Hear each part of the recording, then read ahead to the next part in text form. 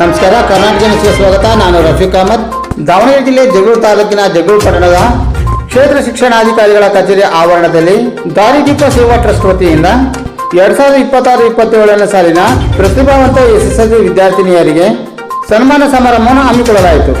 ಈ ಸಂದರ್ಭದಲ್ಲಿ ದಾರಿದೀಪ ಸೇವಾ ಟ್ರಸ್ಟಿನ ಅಧ್ಯಕ್ಷರಾದ ಶ್ರೀಮತಿ ಸುಜಾತಮ್ಮ, ಕ್ಷೇತ್ರ ಶಿಕ್ಷಣಾಧಿಕಾರಿಗಳಾದ ಆಲಮೂರ್ತಿ, BRC ಆಲಪ್ಪ, ECO ಬಸವರಾಜ್, ದಾರಿದೀಪ ಸೇವಾ ಟ್ರಸ್ಟಿನ ಕಾರ್ಯದರ್ಶಿಗಳಾದ ಬುಳ್ಳನಹಳ್ಳಿ Raju, BRP ಕೊಡದೇಶ್, CRP Rajashekhar, BO ಇಲಾಖೆ ಸಿಬ್ಬಂದಿಗಳಾದ ತಿರುಮಲೇಶ್, ಮಾಧ್ಯಮ ಮಿತ್ರರಾದ BK ರಫೀಕ್ ಅಹಮದ್, ಮಾಂತೇಶ್ ಬ್ರಹ್ಮ, ಮಾದಿಹಳ್ಳಿ ಮಂಜುನಾಥ್, ಪೋಷಕರಾದ ಬಶೀರ್ ಅಹಮದ್, ದಾರಿದೀಪ ಸೇವಾ ಟ್ರಸ್ಟ್ನ ಪದಾಧಿಕಾರಿಗಳು, BO ಇಲಾಖೆ ಸಿಬ್ಬಂದಿ ವರ್ಗ, ಶಿಕ್ಷಕರು, ಶಿಕ್ಷಕಿಯರು, ವಿದ್ಯಾರ್ಥಿನಿಯರು ಹಾಗೂ ಪೋಷಕರು ಉಪಸ್ಥಿತರಿದ್ದರು.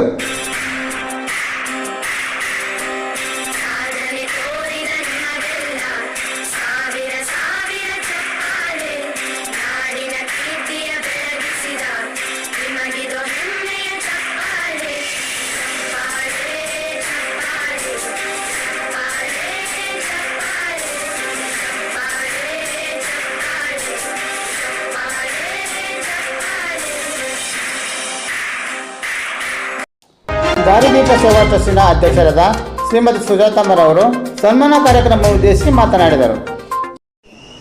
ಎಲ್ಲರಿಗೂ ನಮಸ್ತೆ. ಇವತ್ತು ನಮ್ಮ ಜಗಳೂರು ತಾಲೂಕಲ್ಲಿ ನಮ್ಮ ಹೆಣ್ಮಕ್ಳು ಏನು ಸಾಧನೆ ಮಾಡಿದ್ದಾರೆ, ಇನ್ನೂ ಹೆಚ್ಚು ಸಾಧನೆ ಮಾಡಲಿ ಅಂತ ನಾವು ಹಾರೈಸ್ತೀವಿ.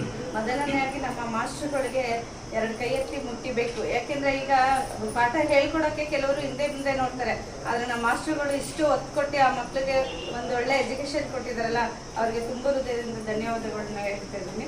ಇನ್ನು ಈ ಮಕ್ಕಳು ಹೆಚ್ಚು ರಾಜ್ಯ ಮಟ್ಟಕ್ಕೆ ತಗೊಳ್ಳಿ ಅಂತ ಹಾರೈಸ್ತೀವಿ.